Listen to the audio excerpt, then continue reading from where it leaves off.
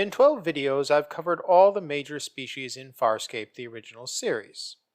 Of course, there are plentiful other aliens in the show, most of whom are seen in only one episode. Let's take a quick, fun run through. There are some species that do appear in multiple episodes. The Diagnosions appear in 4 episodes, counting the Peacekeeper Wars. That's assuming Diagnosions are a species, which is not absolutely certain. It would seem odd that every member of a species was a physician. Not all pilots are Leviathan pilots, after all, but clearly the Diagnosions fill a role in Farscape. As apparently does this guy, Grunschlick. His species is never stated, though he does bear a resemblance to the Plakovians. Whatever Grunschlick is, he appears always along with a Diagnosin. Various species appear twice. Most notably, we need a blood tracker. The Vocarians. To be able to find Jothi no matter where Scorpius stashes him. Item 2, we have to pound our way into the depository. For that, we need a shield. Onto the ground now! 3, we need a tabloid. Tablet. Remain where you are. Their gauntlet weapons are awesome in close combat. And finally, we need a Zenith pilot. That is impossible! Each of these 4 well-remembered species appear in a Season 1 episode and are brought back together in the Liars, Guns, and Money trilogy near the end of Season 2. Their appearance in the trilogy essentially retires them as characters in Farscape, as the show moves on to other things. They appear nowhere else except for the brief glimpse of a Xiang in Look at the Princess. Look at those moves. Vocarians, Xiang, Tavlex, and Zenitans each appear twice in the original series. Several others also appear twice. One species is known simply as the Ancients. Of all the minor species, they are the most important because of what they did to Crichton. These equations are necessary for creating a wormhole. You cannot access this data consciously.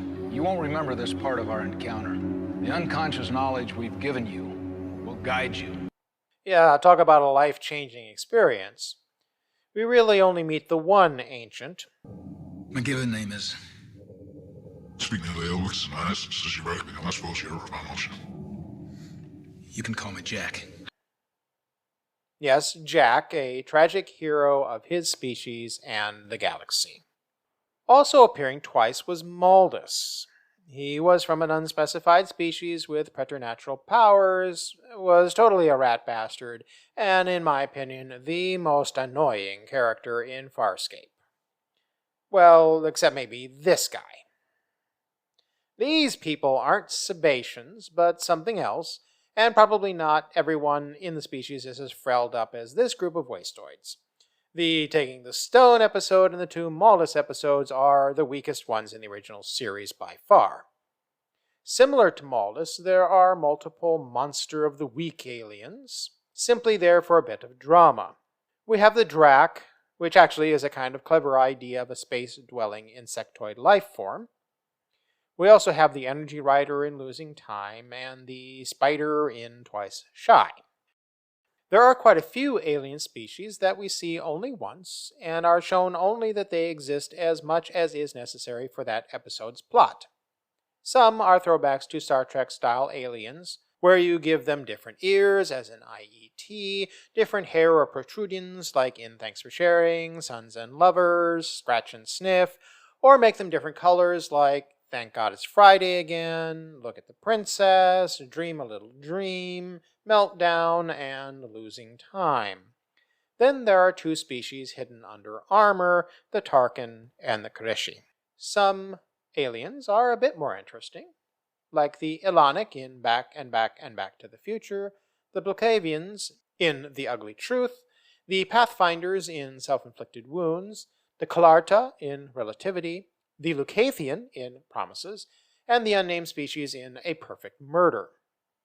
Some alien species are quite elaborate, demonstrating the expertise of the Jim Henson's Creature Workshop. We all too briefly meet incredible species like the Merchant in Premiere, the Halosians, the Hanji in Scratch and Sniff, the Screef,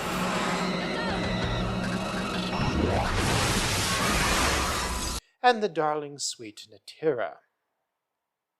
Then there's Namtar, who is a species unique to the universe, though gets his comeuppance and reverts to his original animal state. Most intriguing are the Eidolons. Dago! Dago! Miracle! Eidolons! Jewel! Anis! Peace! Okay, what you talking about? Eidolons, Jewel, Anesk, peace! Thank you. Please. An ancient species, they were the key to peace in this part of the galaxy, and maybe still will be. Hopefully the show, if and when it revives, doesn't forget them. And no, I haven't forgotten Naranti, who we hear referred to as a Trascan, but we learn absolutely nothing about the species. Given how totally bizarre Naranti is, we can draw no conclusions about her species from who she is. And we can't forget about this species, Humon, who are, of course, a Weak species. The human will never mount to anything. Lazy greebles.